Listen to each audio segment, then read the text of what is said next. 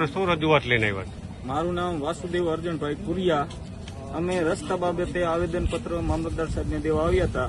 અત્યારે અમને પ્રોત્સાહન આપ્યું છે કે તમારું નિરાકરણ જલ્દીમાં જલ્દી આવી જશે અને એવી અમને બાંયધરી આપી છે. જેમ બને એમ જલ્દી કરે એવી અમારી માગણી છે. કેટલા વર્ષોથી હેરાન થાવ? વર્ષોથી તો અમે આવા 4-5 વર્ષથી આવી રીતે રસ્તા બાબતે હેરાન થઈ. નદીમાંથી આવી નદીમાંથી જઈ, અત્યારે નદી ચાલુ છે એટલે અમારે અવર જવર બંધ છે. આજે આવેદનપત્ર જે અમારે રસ્તાની મેટલ હતી, છેલ્લા 2 વર્ષથી આ રસ્તો બંધ હોય અને અમે નદીમાંથી બધાય ટ્રેક્ટરો હોય, માણસ હોય, બધા પ્રસાર થતા હોય અને એ બ્રાહ્મણીમાં પાણી આવતા જે અમારો રસ્તો બંધ હોય તો અમારે વાડીએ જાય એવી કોઈ પરિસ્થિતિ હતી નહીં. મજૂર વાડીએ હોય તો વાડીએ રહે અને ગામમાં જે ખેડૂતો હોય એને વાડીએ જવું તો એ પણ ગામમાં રહે.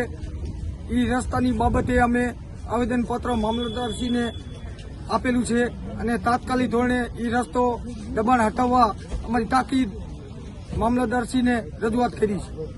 આજરોજ અજીતગઢ ગામમાં 4000 થી વધારે વીઘા જમીન છે તે જવા માટે રસ્તો નહોતો. એના માટે આજે મામલતદારશ્રીને રજૂઆત કરવા આવ્યા હતા. જે દબાણ છે તે દબાણ તાત્કાલિક હટાવવામાં આવે. વારંવાર મૌખિક લેખિત રજૂઆત કરવા છતાં પણ તંત્ર કોઈ ધ્યાન દેતું નથી. અને બીજી રજૂઆત હતી કે જે અત્યારે હાલમાં વરસાદના લીધે જે નાળું બનાવવામાં આરએનબી દ્વારા જે યોગ્ય જગ્યાએ નાળું નથી બનાવ્યું તેના લીધે ખેતરોમાં પાણી ભરાય છે, તો તાત્કાલિકપણે નિકાલ આવે તે આજે રજૂઆત કરવા માટે